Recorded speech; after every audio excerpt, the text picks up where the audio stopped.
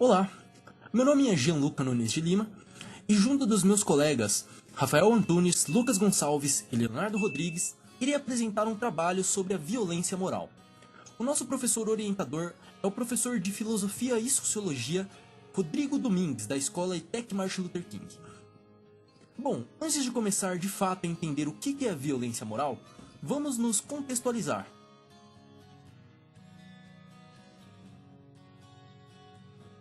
No dia a dia, nós somos expostos a diversas situações complicadas.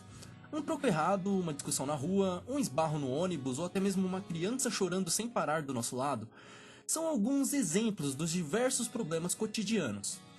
Quando essas situações de estresse ocorrem, alguns preferem ignorar, enquanto os outros acabam perdendo o controle da situação. É nessa perda do controle que qualquer tipo de violência começa. O sentimento ele vai prevalecer sobre a razão e vai ganhar a discussão quem gritar mais ou quem agredir mais. Agora, o que isso tem a ver com a violência moral? Bom, é nessa perda de controle que as pessoas começam a se xingar e a se ofender. E a esse fenômeno nós damos o nome de violência moral. De acordo com o Tribunal da Justiça do Distrito Federal e dos Territórios, a violência moral ela é entendida como qualquer conduta que configure calúnia, difamação ou injúria. Ela faz parte da Lei Maria da Penha, e os atos que se enquadram nesse quesito são as ofensas, os gritos, as humilhações e os xingamentos. Basicamente, o que a gente pode entender aqui é que a violência moral ela está relacionada com a violência psicológica. Os termos que compõem a violência moral são, como já foi dito anteriormente, a calúnia, a difamação e a injúria. Como cada um desses componentes vão remeter a situações bem específicas, vamos entender cada um por meio de histórias didáticas. E assim vamos aprender a diferenciar a calúnia da difamação, a difamação da injúria e assim por diante. Este é Kleber. Sim, esse é Kleber. Um jovem alternativo que adora passar o seu tempo na internet, especialmente nas redes sociais.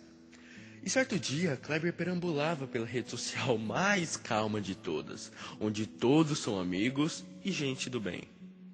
Claro, eu tô falando do Twitter. Ele se deparou com um tweet de Darwin, outro jovem que adora redes sociais. Nesse tweet, Darwin expressa sua opinião sobre determinada banda. E comenta que... Mano, eu gosto desse gênero de música, mas tipo, essa banda eu realmente não curti muito, principalmente as letras. Mas aí se alguém gosta, mas é só minha opinião. Quando o jovem Kleber lê o tweet de Darwin, ele se enfurece. É a banda favorita de Kleber. Ele não pode deixar isso passar. Rapidamente o garoto escreve a sua resposta um tanto inusitada. E quem é você, mano? Eles não precisam de você, ô Darwin. Você só fala isso porque você tem inveja deles, seu filho da... Opa, perdão. Perdão pelos modos do jovem Kleber. Ele simplesmente não suporta a opinião alheia. Mas, só mais um pouquinho. Vamos dar mais uma olhada no desenrolar desse completo caos que tá virando. Mãe, eu fui xingado por dar minha opinião que... eu preciso responder pra esse idiota. Ele deve ter lido errado, mano. Não é possível. Mano, é só minha opinião. Eu não quis te ofender de maneira alguma. Eu só disse que não curto o som. Só isso. Não curte, né? Você não curte porque tem negros na banda. Só porque o vocalista é gay, não é? Mano, lógico que não. Eu não gosto da banda porque eu não curti as músicas. Entendeu? Músicas. Nada a ver com o que você falou. Seu racista, homofóbico. Cancelem ele agora.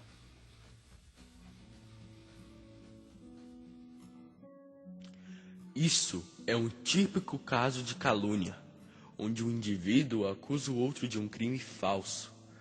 Podemos analisar todo o contexto dos tweets e chegar à conclusão que o jovem Darwin estava apenas dando a sua opinião, sem ofensas à própria banda, apenas dando a sua opinião. Por outro lado, temos Kleber que não quis entender ou aceitar a opinião do próximo, acusando-o de racismo e homofobia. Mas, para entender melhor o que é calúnia, vamos nos aprofundar um pouquinho mais sobre esse tema.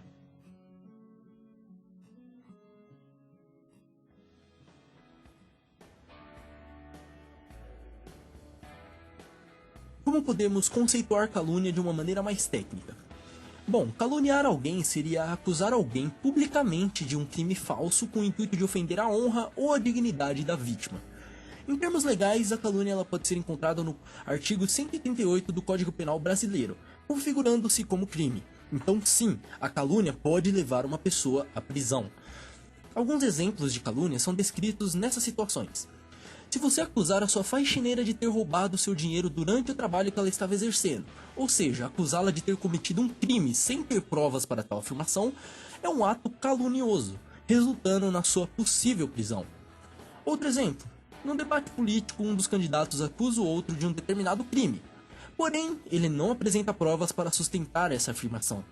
Esse ato também configura-se como calúnia e pode ocasionar a prisão do acusador. Logo, o que nós entendemos é que não devemos acusar alguém sem ter provas. Se você não tiver provas para poder confirmar o que aconteceu, automaticamente você está cometendo um ato de calúnia.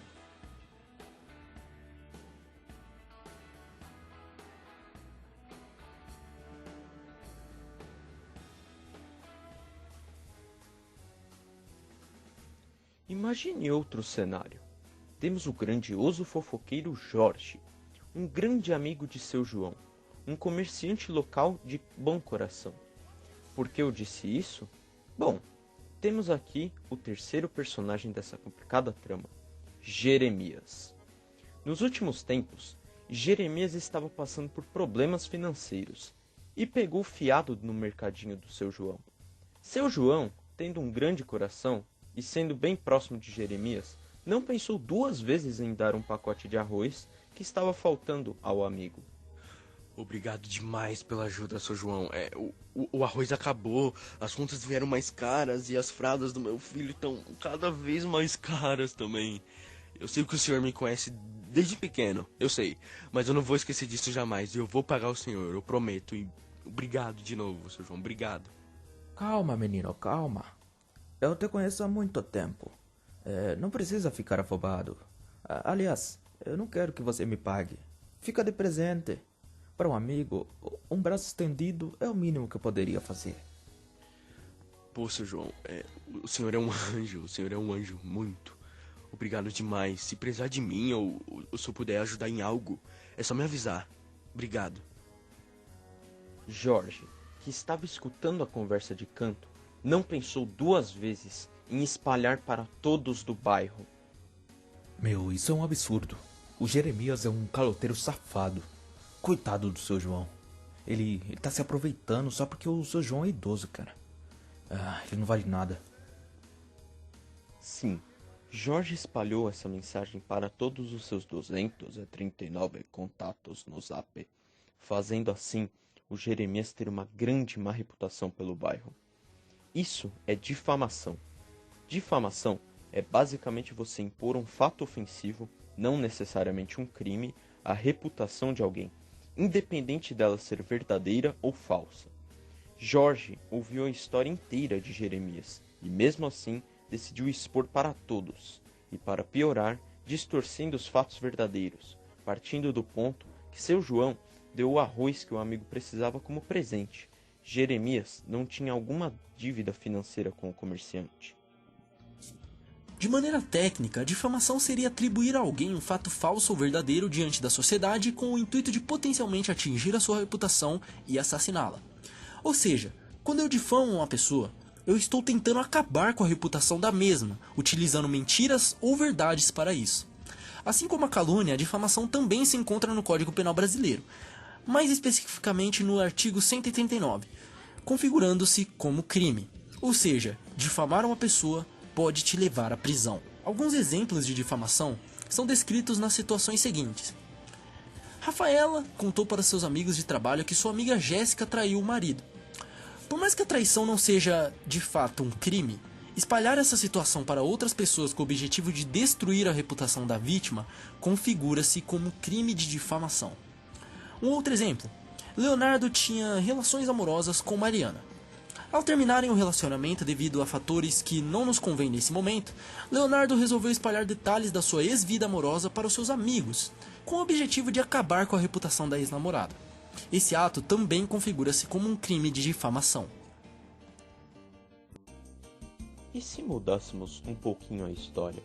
E se Jorge não tivesse espalhado para o bairro inteiro mas sim ido cobrar Jeremias. Ô de casa! Sai de casa, caloteiro!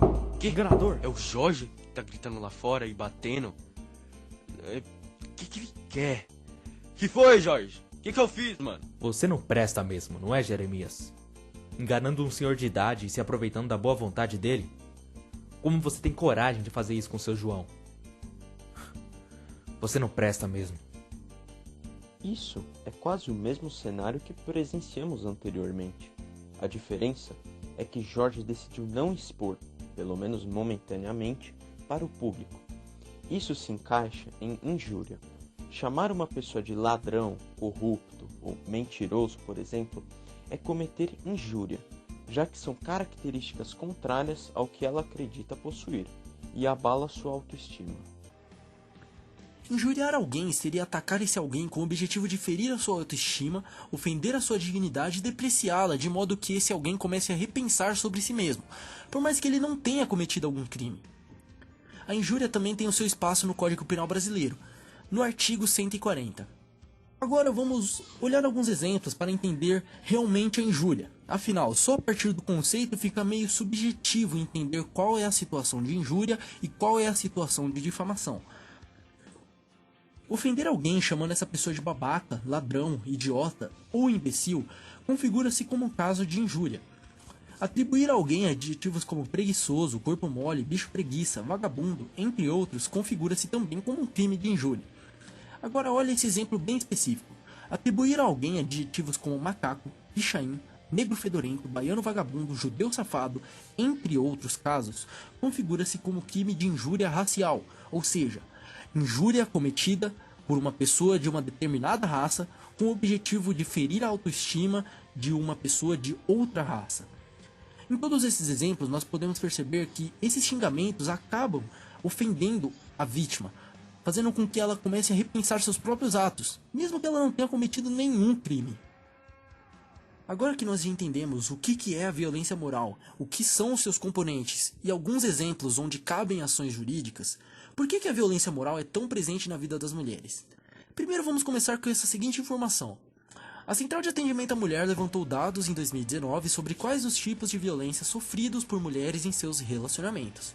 De modo impressionante, a violência moral é o segundo tipo de violência mais sofrido nessas situações, perdendo apenas para a violência física. Bom, por que isso acontece? Diversas vezes, os parceiros de algumas mulheres acabam perdendo o controle em situações de discussão e partem para a violência física, moral ou psicológica, ou quem sabe as três juntas. Isso não justifica. Perder o controle de uma situação não justifica você agir violentamente com a vítima. Por isso, qualquer pessoa que sofrer a violência moral deve imediatamente ligar para a polícia e explicar o seu caso. Muitos pensam que a violência moral é algo bem balela, algo simplesmente inútil, que são apenas pessoas fracas emocionalmente que sentem esse tipo de situação. Não, a violência moral pode acabar até mesmo com o psicológico de uma pessoa. Por isso, não seja mais uma vítima. Quando pensar que sofreu algum tipo de violência doméstica, mesmo que seja violência moral, ligue imediatamente ao 180, a Central de Atendimento à Mulher. E vamos para a conclusão desse trabalho. A primeira parte da conclusão é para falar sobre o que é a violência moral. Depois de tudo isso, nós entendemos que a violência moral ela é qualquer conduta que ofende ou menospreza a honra de alguém. Por honra, o que nós podemos entender? Entendemos a honra como sendo a conduta moral e a conduta ética de uma pessoa, ou seja, os seus valores, as suas ações e a sua bondade. Qualquer conduta que ofenda a sua honra é uma conduta de violência moral que deve ser combatida. Por isso que quando dizemos que a violência moral é aquilo que fere a honra de alguém, significa que a pessoa, por mais que ela não tenha cometido um crime, por mais que ela não tenha feito nada, ela começa a repensar seus valores, começa a repensar as suas ações e até mesmo se ela está sendo bondosa ou não. Assim, a violência moral se subdivide em três partes. A calúnia, que está relacionada com a acusação de um crime falso que tem por fim acabar com a honra da vítima e fazê-la repensar suas próprias ações. A difamação, que está relacionada com a vontade do difamador de destruir a reputação da vítima, atribuindo fatos reais ou falsos que às vezes não são necessariamente crimes. E a injúria, que está relacionada com a vontade do injuriador de ferir a autoestima da vítima, também fazendo ela repensar as suas próprias ações e até mesmo pensar sobre crimes que ela não cometeu. Por fim, muito obrigado a todos que chegaram até aqui e prestaram atenção em nosso trabalho. Esperamos que com todas essas informações, conceitos, exemplos, vocês possam ter compreendido mais a calúnia, a difamação e a injúria, principalmente sobre como identificar esses 3 componentes da violência moral em algumas determinadas situações. Lembre-se, um dia você pode ser a vítima. A violência moral pode trazer diversas sequelas psicológicas para as vítimas, por isso quando você for humilhar alguém, xingar, ofender ou qualquer coisa do tipo, se ponha no lugar da pessoa, somente para entender o lado dela. Muito obrigado a todos e até mais.